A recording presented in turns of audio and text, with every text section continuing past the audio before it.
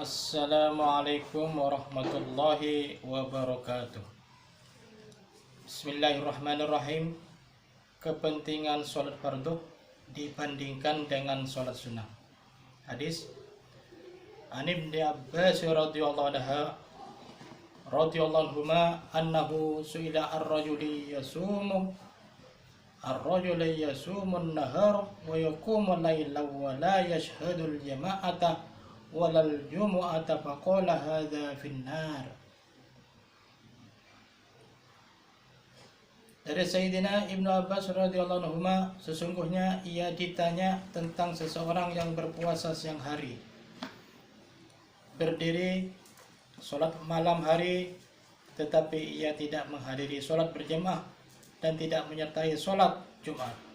Maka Sayyidina Ibnu Abbas radhiyallahu anhu menjawab, ia berada di neraka. Hadis riwayat Tirmizi dari kitab At-Taghrib. Faedah: seorang muslim yang disiksa di neraka suatu ketika akan dikeluarkan juga dari neraka, tetapi tidak diketahui berapa lama ia akan berada dalam neraka. Sebagian sufi yang jahil hanya mementingkan zikir dan sholat sunnah tanpa mempedulikan sholat berjamaah dan menyangka dirinya orang yang saleh. Padahal kesempurnaan kesolehan adalah dengan mengikuti baginda Rasulullah SAW. Sebuah hadis menyebutkan bahwa ada 3 orang yang dilaknati Allah SWT, yaitu imam yang dibenci makmumnya dengan alasan yang masuk akal, wanita yang suaminya tidak ridha kepadanya, dan orang yang mendengar azan namun tidak pergi sholat berjamaah. Hadis Akhraj Ibnu Mardawayhi an Ka'b bin al-Jibrini qala walladhi anzala at-Taurata ala Musa wal Injila ala Isa waz Zabura ala Daud wal Furqana ala Muhammadin sallallahu alaihi wasallam unzilat hadhihi al-ayatu fi as-salawati maktubati haitsu yunada bihinna yawma yukshafu an sakin ila qawlihi وهم سالمون والصلاة الصلاة الخمس إذا نودي بها. Ibnu Mardawai rahmatullahi alaih telah meriwayatkan dari kitab Al-Hibr rahmatullahi alaih. Ia berkata, demi zat yang telah menurunkan Taurat kepada Nabi Musa alaihissalam, Injil kepada Nabi Isa alaihissalam, Zabur kepada Nabi Daud alaihissalam, dan Al-Quran kepada baginda Muhammad SAW. Ayat-ayat berikut ini diturunkan mengenai nasib buruk pada hari kiamat yang akan menimpa orang-orang yang tidak sholat berjamaah di tempat azan dikumandangkan. Arti ayatnya adalah pada hari ketika betis disingkapkan dan mereka dipanggil untuk sujud tetapi mereka tidak mampu sujud. Pandangan mereka tunduk ke bawah karena malu. Mereka diselubungi kehinaan, dan sungguh semasa di dunia mereka disuruh untuk sujud sedangkan mereka ketika itu dalam keadaan sehat walafiat, tetapi mereka enggan bersujud.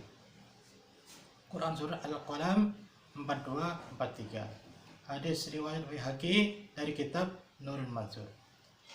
Faedah: makna hari betis disingkapkan adalah tajallinya Allah, yaitu Allah Subhanahu wa Ta'ala menampakkan keagungannya di padang mahsyar sehingga seluruh kaum muslimin akan bersujud melihatnya. Tetapi sebagian mereka ada yang punggungnya mengeras sehingga tidak dapat bersujud. Siapakah mereka? Ahli tafsir berbeda penafsiran mengenai hal ini.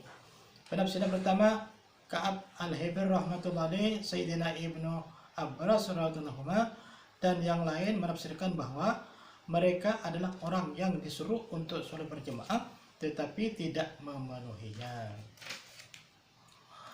Penafsiran kedua tertulis dalam kitab Bukhari. Sayyidina Abu Sa'id Al-Khudri radhiyallahu berkata, aku mendengar baginda Rasulullah SAW bersabda, mereka adalah orang yang ketika di dunia sholat dengan riya dan ingin dilihat orang, yaitu orang lain.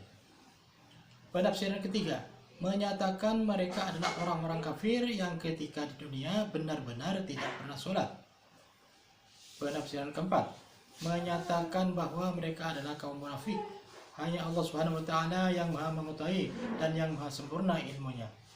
Sesuai sumpah Syekh Ka'ab Al-Habir rahmatullah alaih, atas nama Allah Subhanahu wa taala diperkuat oleh penafsiran Sayyidina Ibnu Abbas radhiyallahu anhu sebagai imam para mufassir, menjelaskan betapa dahsyatnya huru-hara pada mahsyar sehingga seluruh kaum muslimin sibuk bersujud, tetapi orang-orang yang tidak sholat berjemaah dengan penuh hina tidak dapat bersujud. Selain itu masih banyak lagi ancaman bagi orang yang meninggalkan sholat berjemaah. Sebenarnya satu ancaman pun tidak diperlukan oleh seorang muslim. Baginya perintah Allah Subhanahu wa taala dan Rasulnya adalah segala-galanya. Tetapi bagi mereka yang tidak menaati Allah Subhanahu wa taala dan Rasulnya, 1000 ancaman pun tidak ada gunanya. Kelak tatkala waktu pembalasan tiba, barulah mereka menyesal. Namun penyesalan itu sia-sia belaka. Demikian pembacaan taklim, mudah-mudahan kita dapat melaksanakan dan bisa menyampaikan ke orang lain insyaallah. Subhanallah wa bihamdihi, subhanakallah wa bihamdika, asyhadu an la ilaha illa anta, astaghfiruka wa atubu ilaik.